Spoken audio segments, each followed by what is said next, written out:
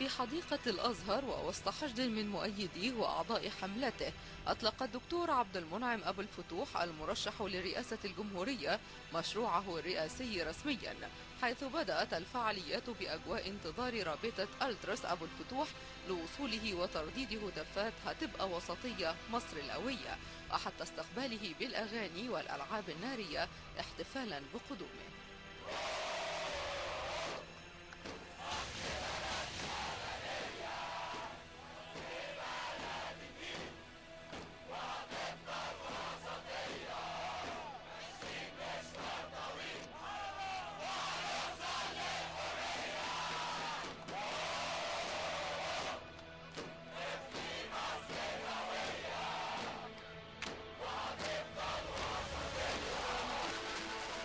اعتقد ان النهارده هي احتفاليه بالمتطوعين اكتر ما هي احتفاليه بمين اللي عمل البرنامج.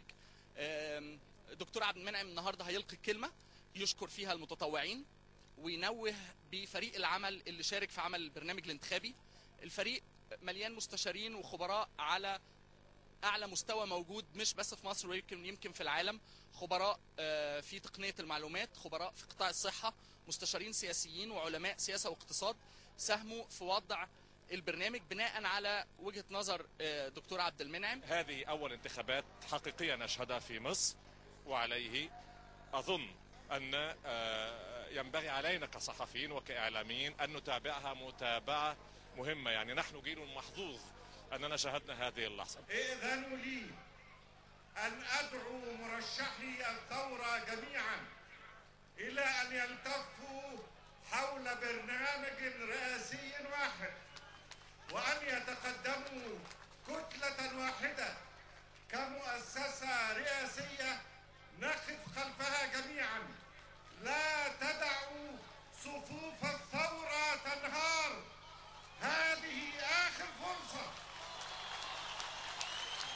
هذه فرصة الثوار، هذه فرصة الثوار.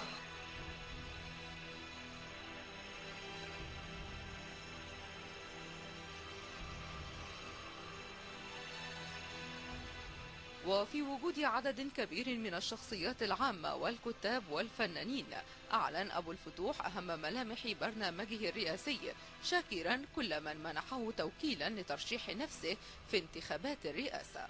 أيها الإخوة الأعزاء، لقد راجعت صفحات التاريخ فما وجدت فيه غير الأمل في الغد يدفعنا والثقة في سواعد أبناء هذا الوطن جميعا وعقوله وكفاءاته وشبابه السائر الواعي.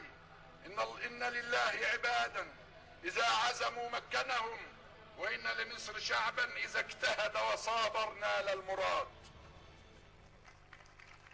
أيها الإخوة الأعزاء الكرام، إنني أنظر على مد بصري وعبر البصيرة ل10 سنوات في المستقبل لأضع حلمي هناك أمانة وعهدا أن تكون مصر في خلال 10 سنوات من أقوى 20 دولة من دول العالم. الصراع على كرسي الرئاسة بدأ يحتدم وسط توقعات وتكهنات بصعوبة تحديد الأوفر حظا في هذه الانتخابات لاختيار رئيس يتحمل مسؤولية وطن يضم كل الطوائف وممثلا في أكثر من 80 مليون مواطن.